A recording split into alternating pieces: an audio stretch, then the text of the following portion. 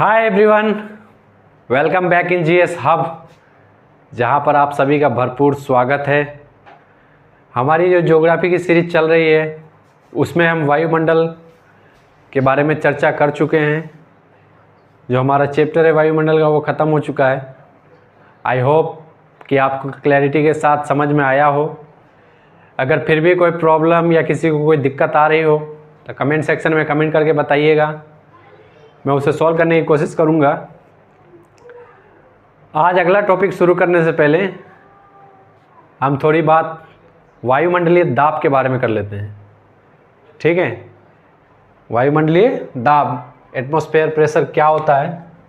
उससे पहले इधर ध्यान दीजिएगा, जो वायुमंडल की जो हमने विभिन्न तरह की परतें पढ़ी थी, क्षोभ मंडल, समताप मंडल, मध्य मंडल, आयन मंडल और बहिर्मंडल। उसमें जो है क्षोभ मंडल,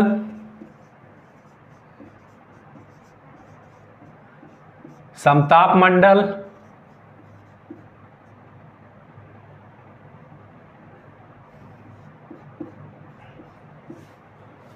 और मध्य मंडल, इन तीनों को सम्मिलित रूप में क्या कहते हैं? इन तीनों को एक साथ सम्मिलित रूप में कहते हैं सममंडल, ठीक है। सम मंडल कहा जाता है इन्हें। और आयन मंडल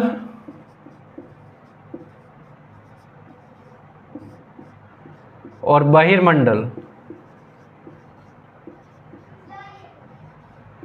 इनको बोलेंगे विषम मंडल। क्लियर?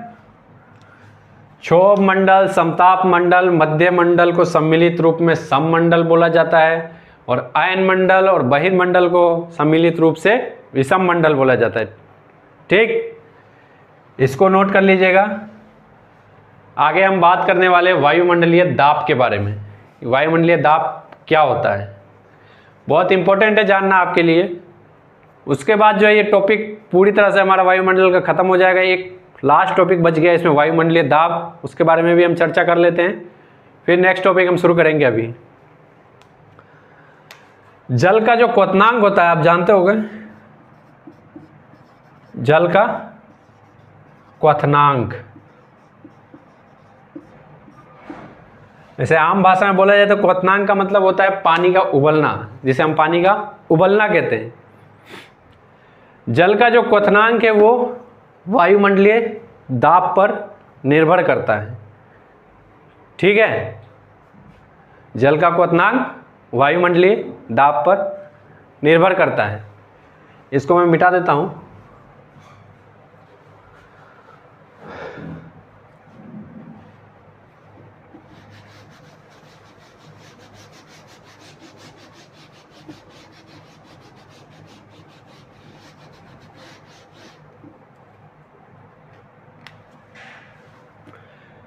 जल का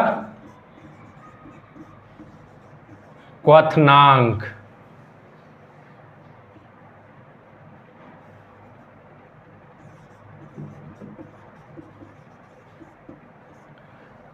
इधर ध्यान देखिएगा। क्वथनांक का मतलब होता है पानी का उबलना, वाटर का बॉइलिंग पॉइंट, जहां पे पानी उबल जाए, जिस टेम्परेचर पे पानी उबल जाए उसे हम क्या कहते हैं? जल का क्वथनांक है, ठीक। एक मैदानी इलाका है, समतल है ये मान लीजिए, और एक पहाड़ी इलाका है, ठीक है। वायुमंडल में मैंने आपको बताया था कि हाइट बढ़ने पर क्या होता है? वायु की सघनता में कमी आती है, ठीक है। जैसे जैसे ऊपर की लेयर में हम गए, मैंने आपको बताया कि वायु की सघनता क्या होगी? कम होती जाएगी। इसी कारण आयन मंडल में टेम्परेचर कितना पहुंच जाता है? 1000 सेंटीग्रेड। उसके बावजूद भी वहाँ उसे महसूस नहीं किया जा सकता वो गर्मी को। 1000 सेंटीग्रेड टेम्परेचर होने के बाद भी उस गर्मी को महसूस नहीं किया जा सकता है। इसका कारण मैंने आपको बताया था क्या है? कि वायु की सघनता खत्म है, वायु बिल्कुल ही नहीं रहती, वायु विरल हो जाती है। अगर वायु नहीं है तो मैंने बताया आपको कि स्किन जो है वो महसूस करती है। जब वायु इससे टच ही नहीं करेगी तो हमें गर्मी और सर्दी महसूस ही नहीं होगा, ओके। तो हाइट बढ़ने पर क्या होता है? वायु कि सघनता जो होती है वो कम होती है। सघनता मैंने आपको बताया कि इसमें खूब सारे एक साथ है तो ये सघनता है, जैसे दूर दूर हो गए तो ये वायु का विरल रूप है।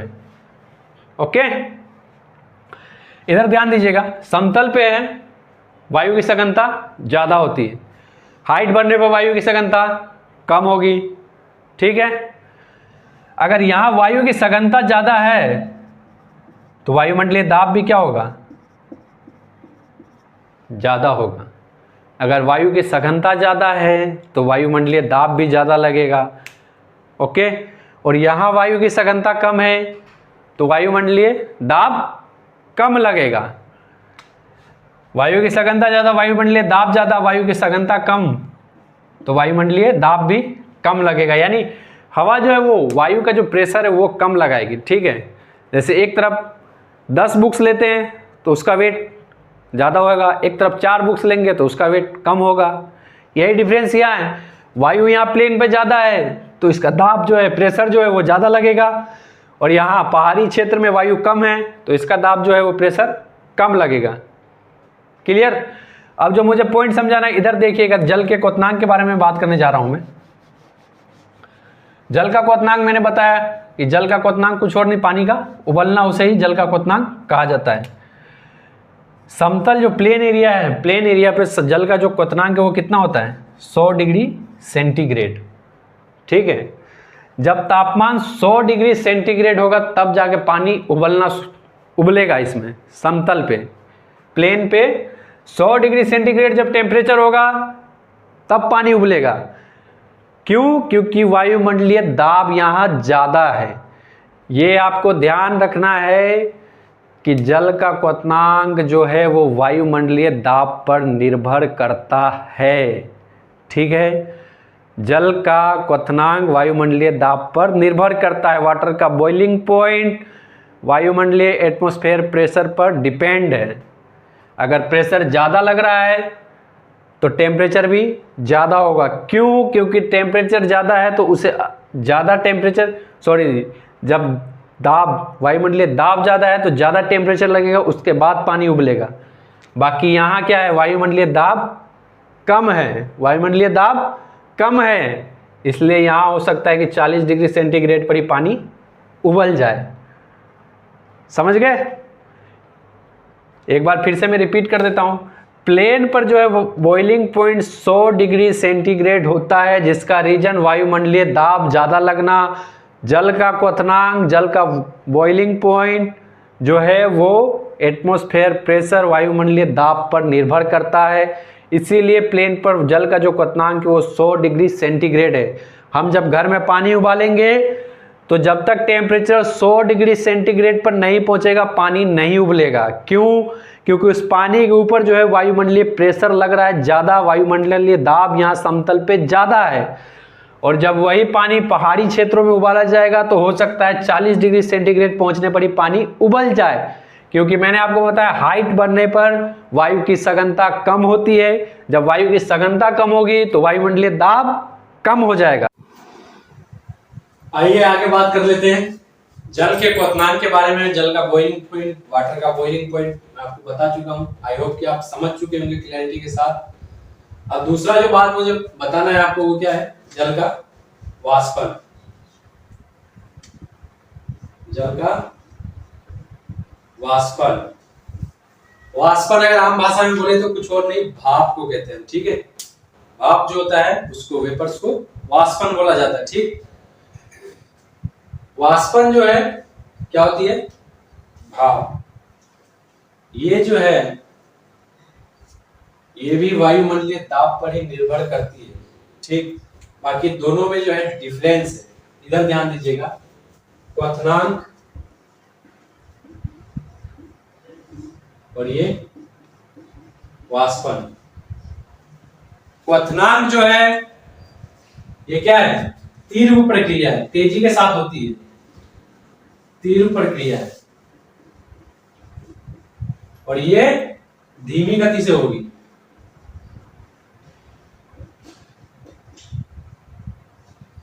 ओके, क्वथनांक तेजी के साथ होती है, वाष्पन धीमी प्रक्रिया है। क्वथनांक जो होगा वो संपूर्ण जल का होता है। जब भी आप पानी उबालोगे तो पानी देखोगे पूरा पानी जो है वो पूरा पानी बॉइलिंग करेगा, पूरा पानी उबलता है, ठीक है। बाकी वाष्पन जो होता है वो सिर्फ जल के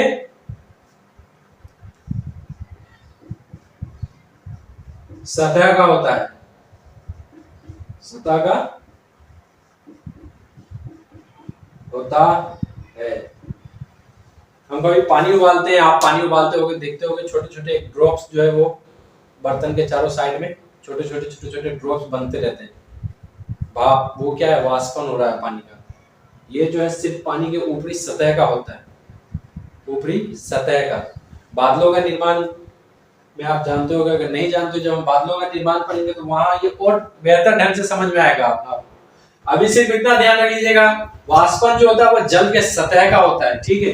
कभी भी पानी बॉइलिंग करने के लिए, पानी उबालने के लिए पानी आप कभी रखोगे फ्लेम के ऊपर तो वो देखोगे छोटे छोटे ड्रॉप्स पानी के बर्तन में चारों तरफ साइड में बनते रहते हैं। ढक्कन से उसको कवर कर दीजिएगा तो ऊपर जब ढक्कन रहेगा तो उस पर ड्रॉप्स रहते हैं पानी के, वो क्या है, वाष्पन।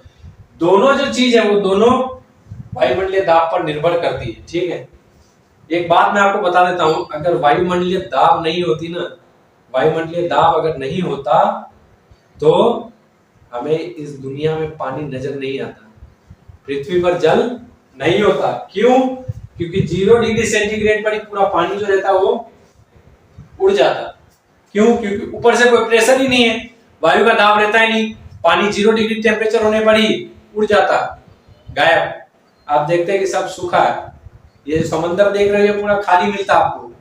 क्यों? क्योंकि वायुमंडलीय दाब नहीं है, इसलिए पानी उड़ जाता 0 डिग्री टेम्परेचर पर ही, ठीक है। एक बात और मैं बता देता हूं, जल का जो है शुद्धिकरण आप जानते हो कि पानी को साफ करने के लिए उबाला भी जाता है। किसी पानी को साफ करने के लिए उसको उबालते हैं, तो बॉइलिंग पॉइंट मैंने आपको बताया कि प्लेन पे कितना होता है, 100 डिग्री सेंटीग्रेड। वही अगर पहाड़ी इलाकों में अगर पानी को उबालते हैं तो हो सकता है 40 डिग्री सेंटीग्रेड पर ही पानी उबल जाए, बाकी पानी साफ नहीं होगा। क्यों? क्योंकि वो जो टेम्परेचर है वो 100 डिग्री पर नहीं पहुंचा है। अगर यहाँ 1 घंटे उबालने में पानी 100 डिग्री पर पहुंच जाता है तो वहां हो सकता है कम से कम पानी को 2 घंटे या 2.5 घंटे उबालना पड़ेगा साफ करने के लिए। क्लियर?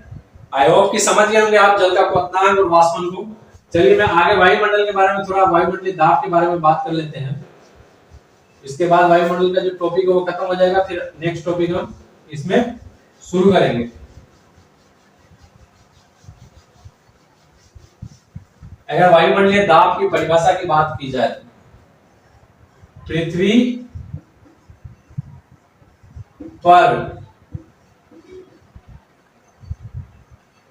पर वायुमंडल, पृथ्वी पर वायुमंडल के कारण लगने वाला दाब वायु मंडलीय दाब कहलाता है। क्लियर? पृथ्वी पर वायुमंडल के कारण लगने वाला दाब क्या कहलाएगा? वायुमंडलीय दाब कहलाएगा। पृथ्वी पर लगने वाला, पृथ्वी पर वायुमंडल के कारण लगने वाला दाब वायुमंडलीय दाब कहलाता है। इस वायुमंडलीय दाब का जो मतलब दाब का जो वेटेज है वो समतल पे अलग मिलेगा, पहाड़ी क्षेत्रों पर अलग मिलेगा। क्यों? क्योंकि वायु दोनों जगह अलग अलग है, वायु की सघनता अलग अलग हो जाती है, इसलिए। ओके, ये परिभाषा नोट कर लीजिए। उसके बाद कुछ वायुमंडलीय दाब से संबंधित इंपॉर्टेंट पॉइंट है जो मैं लिख देता हूं, उसको नोट कर लीजिएगा। अब हम वायुमंडल से संबंधित कुछ महत्वपूर्ण बातों को जानने जा रहे हैं। वायुमंडल के कारण पृथ्वी पर सूर्य की हानिकारक यूवी किरणें नहीं पहुंच पाती है। अगर वायुमंडल नहीं होता तो सन से जो हानिकारक अल्ट्रावायलेट किरणें आती वो डायरेक्ट पृथ्वी पर आ जाती। क्यों? इस वायुमंडल में ही मैंने बताया आपको ओजोन है जो पृथ्वी पर अल्ट्रावायलेट किरणों को आने से रोकती है। ठीक है, दूसरा वायुमंडल जीवनदायी गैसें देती है, जैसा कि मैंने एटमॉस्फेयर के स्टार्टिंग के टॉपिक में आपको बताया था कि वायुमंडल में ऑक्सीजन भी मिलता है और जीवों को ऑक्सीजन और पादपों को कार्बन डाइऑक्साइड। ठीक, अगर वायुमंडल नहीं होती तो दिन व रात के तापांतर, दिन और रात का जो टेम्परेचर होता है उसमें बहुत अंतर देखने को मिलता है, तापांतर बहुत अधिक हो जाता है। कैसे, ध्यान से सुनिएगा। दिन में पता आपको सनलाइट पृथ्वी पर पड़ती है, सूर्य पड़ता है, सनलाइट पड़ता है तो हमें गर्मी महसूस होती है। दिन भर जो सनलाइट पृथ्वी पर पड़ती है ना, वो जो सनलाइट पृथ्वी पर पहुंचती है उसको पृथ्वी जो जमीन है वो जमीन के अंदर सनलाइट जब पहुंचते हैं तो पृथ्वी गर्म होती है। ठीक है, हमें गर्मी लगती है। जब रात होती है, जब टेम्परेचर डाउन होता है, पृथ्वी जो क्या है, सनलाइट जो है दिन भर की जो किरणें उष्मा जो इसने ली थी उसको वापस रिलीज करती है, छोड़ती है, उसी को पार्थिव किरणें कहा जाता है।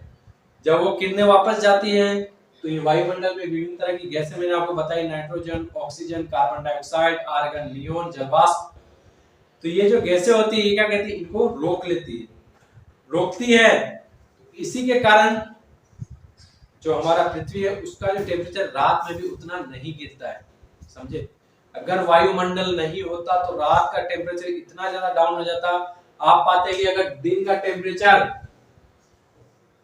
21 डिग्री है तो रात का टेम्परेचर आपको 5 डिग्री पे देखने को मिल जाता है, बाकी ऐसा नहीं होता है। अगर दिन का टेम्परेचर 21 डिग्री है तो रात का टेम्परेचर हमें कितना देखने को मिलता है, 18 डिग्री, 19 डिग्री। क्यों? क्योंकि वायुमंडल के कारण टेम्परेचर उतना नहीं गिरता है। अगर वायुमंडल नहीं होता तो तापांतर में बहुत अधिक अंतर देखने को मिलता है। ठीक है, अगर वायुमंडल नहीं होते तो उल्कापिंड पृथ्वी को अधिक क्षतिग्रस्त करते। एस्टेरॉयड आपने सुना होगा, उल्कापिंड न्यूज में भी कभी सुना होगा आपने कि ये जो उल्कापिंड आज पृथ्वी पर यहाँ टकराने वाला है, इस हिस्से में टकराएगा या पृथ्वी के करीब से होकर गुजरेगा। स्टार्टिंग का जो बेसिक कॉन्सेप्ट का जो मैंने चैप्टर लिया था उसमें आपको बताया था एक क्षुद्र ग्रह जो बेल्ट होता है मंगल ग्रह और बृहस्पति ग्रह के बीच में, वहां से जो उल्कापिंड कभी निकल जाते हैं जो पृथ्वी की तरफ बढ़ते हैं, टकराते हैं, वायुमंडल होने के कारण उसकी स्पीड जो है क्या कम हो जाती है। क्यों? घर्षण होता है, घर्षण के कारण जो है स्पीड कम हो जाती है। कभी भी न्यूटन का अगर पहला नियम आपने पढ़ा हो, जड़त्व का नियम, उससे भी आपको समझ में आएगा कि घर्षण के कारण, फ्रिक्शन जो होता है उसके कारण किसी भी चीज की, वस्तु की स्पीड क्या होती है, कम हो जाती है। ओके, बाउंड्री जब लगता है मैच, क्रिकेट मैच आप देखते हो प्लेयर बॉल को मारता है, अगर वो सरफेस से टकरा के जाती है तो रुक जाती है, अगर डायरेक्ट मारे उठा के तो 6 चला जाता है। शॉट्स जो लगते हैं तो वहां क्या घर्षण होता है, रगड़ होती है उसमें, घर्षण के कारण क्या होगा, स्पीड कम हो जाती है। तो वही केस यहाँ होता है, वायुमंडल में जो उल्कापिंड जब पृथ्वी की तरफ बढ़ते हैं तो वायुमंडल में घर्षण के कारण उसकी स्पीड क्या होती है, कम हो जाती है। इसी स्पीड के कारण क्षतिग्रस्त उतना पृथ्वी को ये नहीं करता अगर टकराता है कभी। तो समझ गए आप? आई होप कि समझ गए होंगे। इसको नोट कर लीजिए, फिर हम इसमें अगला टॉपिक शुरू करेंगे, तापीय प्रतिलोमन। ओके, इसको नोट कर लीजिए। तो इसी के साथ हमारा जो वायुमंडल का टॉपिक था वो खत्म होता है। आगे जो हमारा अगला टॉपिक है तापीय प्रतिलोमन, जिसे टेम्परेचर इनवर्स भी बोला जाता है। इसको शुरू करने से पहले मैं एक बार फिर से रिपीट कर देता हूँ एटमॉस्फेयर का एक छोटे सी समरी में। हमारे वायुमंडल में पृथ्वी के चारों तरफ गैसों का एक विशाल मिश्रण मिलता है जिसे वायुमंडल कहते हैं। इसकी 5 परतों के बारे में हमने पढ़ा, क्षोभ मंडल, समताप मंडल, मध्य मंडल, आयन मंडल और बहिर्मंडल। ठीक, क्षोभ मंडल, इसमें टेम्परेचर डाउन होगा, सभी मौसमी दशाएं इसमें मिलती है। उसके बाद आता है समताप मंडल जिसमें ओजोन मिलता है, ओजोन के कारण यहाँ टेम्परेचर बढ़ता है।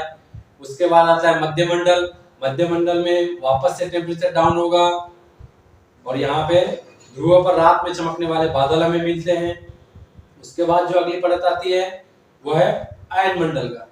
आयन मंडल में टेम्परेचर बढ़ेगा, क्यों? क्योंकि गैसों का आयनन होता है, गैसें टूटती है इसमें और यहीं से तरंगे, दीर्घ तरंगे, लघु तरंगे और मध्यम तरंगे पृथ्वी की तरफ परावर्तित होते हैं, जिसके कारण ही जो एंटीना है, जिससे ये सब चलते हैं। ठीक, इनमें विभिन्न तरह की परतों की हमने बात की थी, जी परत, एफ परत, ई परत और डी परत। इसके बाद जो आता है अगला वो है बहिर्मंडल, जिसमें 1000 किलोमीटर के बाद टेम्परेचर जहां से अंतरिक्ष शुरू हो जाता है वहां से टेम्परेचर डाउन होना शुरू हो जाता है। उसके बाद मैंने आपको वायुमंडल गैसों के बाद वायुमंडल का जो जिससे लाभ मिलते हैं वायुमंडल को वो बताया मैंने। वायुमंडल के कारण पृथ्वी पर हानिकारक जो अल्ट्रावायलेट किरणें वो नहीं पहुंचती है। क्यों? क्योंकि ओजोन मिलता है। दूसरा पॉइंट मैंने आपको बताया था कि वायुमंडल के कारण एक अल्ट्रावायलेट किरणें नहीं आती है। वायुमंडल के कारण उल्कापिंड की जो स्पीड है वो कम हो जाती है, जो पृथ्वी को क्षति कम करता है। ठीक है। और वायुमंडल के कारण दाब, वायुमंडलीय दाब मैंने आपको बताया कि वायुमंडलीय दाब जो पानी की सतह पर लगता है, टेम्परेचर मतलब बॉइलिंग पॉइंट, क्वथनांक जल का, ये अलग अलग हो जाते हैं इसके कारण। ठीक। अगर पहाड़ी क्षेत्रों पर पानी उबालेंगे तो वो कम टेम्परेचर पर उबलेगा, समतल पे ज्यादा टेम्परेचर पर उबलेगा। इसका रीजन भी मैंने आपको बता दिया है। वायुमंडल जीवनदायी गैसें हमें देती है, जीवों में ऑक्सीजन और पादपों को CO2। यहाँ तक कि हमारी ओवरऑल बात थी। निष्कर्ष ये निकलता है कि अगर वायुमंडल नहीं होता तो पृथ्वी पर जीवन असंभव था। क्लियर? आइए अब हम अगली टॉपिक तापीय प्रतिलोमन, टेम्परेचर इनवर्स के बारे में बात करते हैं। टेम्परेचर इनवर्स क्या होता है मैं आपको बताता हूँ। इसको शुरू करने से पहले मैं इसको थोड़ा क्लियरिटी कर देता हूँ आपके माइंड में, उसके बाद हम आगे बढ़ते हैं। मैंने आपको बताया कि ऊंचाई पर बढ़ने पर टेम्परेचर क्या होता है, डाउन होता है। क्षोभ मंडल में हमारा टेम्परेचर क्या हुआ था, डाउन हुआ था। विषुवत पर -80 डिग्री सेंटीग्रेड और ध्रुवों पर -45 सेंटीग्रेड। बाकी इस केस में जो है हाइट बढ़ने पर भी टेम्परेचर बढ़ेगा। हाइट बढ़ने पर भी तापमान में कमी नहीं आएगी, तापमान में बढ़ोतरी हमें देखने को मिलेगी। उल्टा सिस्टम हो रहा है, इसीलिए इनवर्स टेम्परेचर इनवर्स जो है वो क्षोभ मंडल ट्रोपोस्फेयर का विशिष्ट गुण है, यूनिक कैरेक्टर है। किसका? क्षोभ मंडल का। टेम्परेचर इनवर्स क्षोभ मंडल का विशिष्ट गुण है, ट्रोपोस्फेयर का यूनिक कैरेक्टर है। ठीक है। ऐसा क्यों होता है, इधर ध्यान दीजिएगा। तापमान बढ़ने पर टेम्परेचर क्या होगा, सॉरी इधर ऊंचाई बढ़ने पर तापमान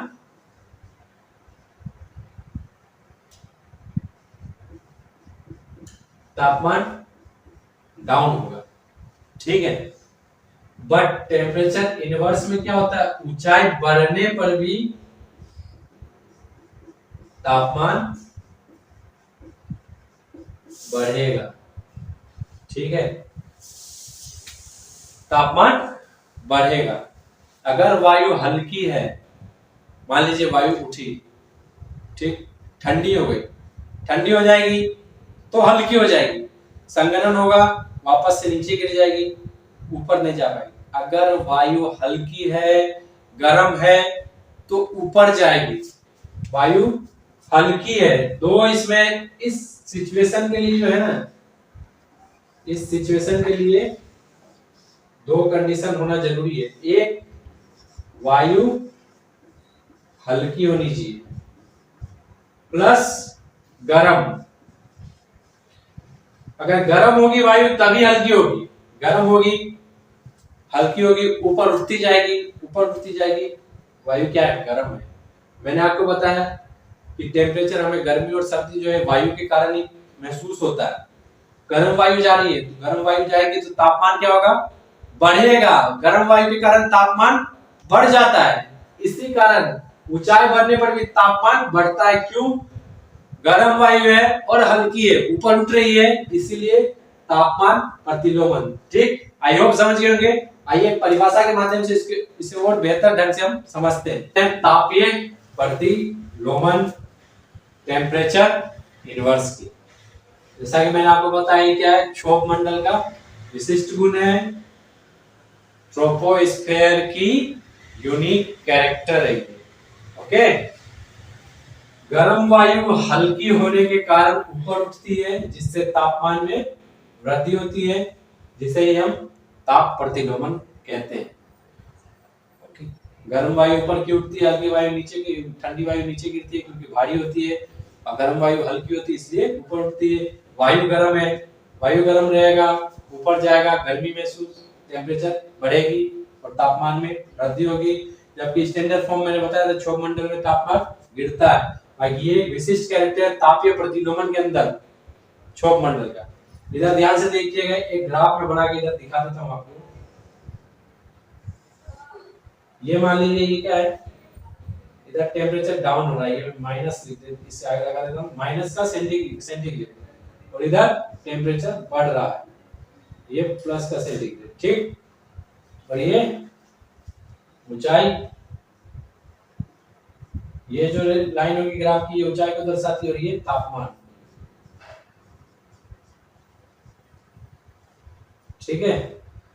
होना क्या चाहिए, जैसे जैसे हाइट पे जाएंगे तो क्या होगा, टेम्परेचर बढ़ा रहता है, तो वो घटना चाहिए। हाइट बढ़ रही है, हाइट भी बढ़ रही है और टेम्परेचर गिर रहा है। बाकी तापीय प्रतिलोमन में क्या होगा, ये सिचुएशन होगी, हाइट बढ़ी और टेम्परेचर भी बढ़ेगा। स्टैंडर्ड लाइन जो है ये दिखा रही है, और तापीय प्रतिलोमन को ये लाइन दर्शा रही है कि हाइट भी बढ़ रहा है, यहाँ हाइट पे भी जा रही है। इधर से देखिए आप, यहाँ हाइट पे है तो ये बिंदु यहाँ मिल रहा है, और टेम्परेचर भी बढ़ रहा है इसके साथ में। ओके, तापीय प्रतिलोमन के लिए 4 कंडीशन होना जरूरी है। ये 4 कंडीशन अप्लाई होंगे तभी हमें तापीय प्रतिलोमन की घटना देखने को मिलेगी। पहला, आसमान का साफ होना। दूसरा, लंबी रात होना। तीसरा इंपॉर्टेंट, शुष्क वायु। शुष्क वायु होगी तभी जाके वो गर्म होगी, ऊपर उठेगी। अगर आर्द्रता है, उसमें नमी, ह्यूमिडिटी है, वो भारी हो जाएगी और नीचे गिर जाएगी वापस से, ठीक है। शुष्क वायु और शीतकाल, ठीक है, इसको नोट कर लीजिए।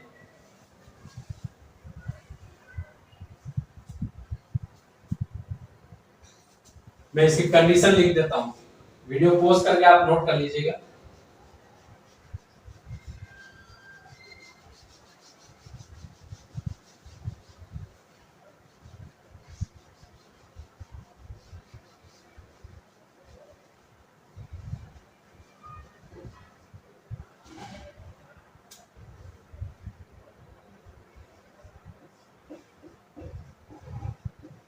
तापीय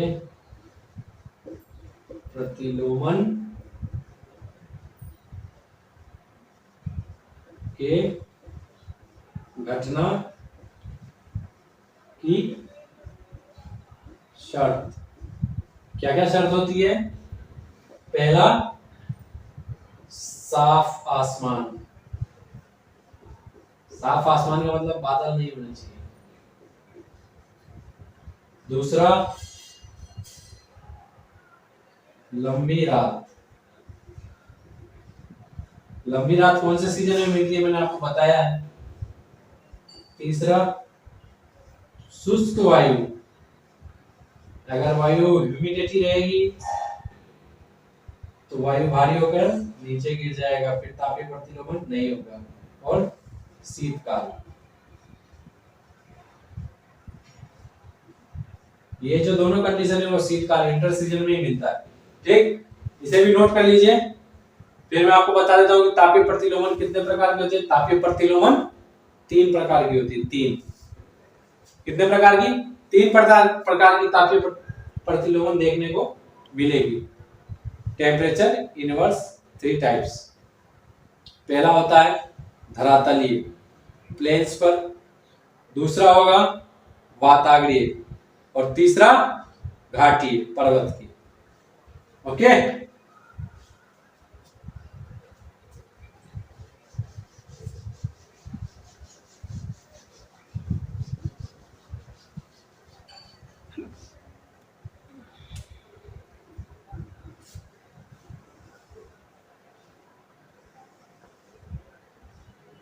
तीन टाइप होते हैं इसके। पहला धरातलीय, दूसरा वाताग्रीय, फ्रंटल कहते हैं इसे इंग्लिश में, फ्रंटल, और तीसरा घाटी या वैली, ठीक। बस आज की क्लास यहीं तक की है। नेक्स्ट वीडियो में इन तीनों को हम डिटेल्स में जानेंगे। तीनों में क्या कंडीशन अप्लाई होगी, तीनों अलग अलग तरह की देखने को मिलती है। ओके, इसे नोट कर लीजिए। थैंक यू साथियों, इसी के साथ हमारी जो आज की क्लास है वो समाप्त होती है। एटमॉस्फेयर एक बहुत ही इंपॉर्टेंट टॉपिक जिसे मैंने बहुत ही बढ़िया तरीके से आपको समझाने की कोशिश की है।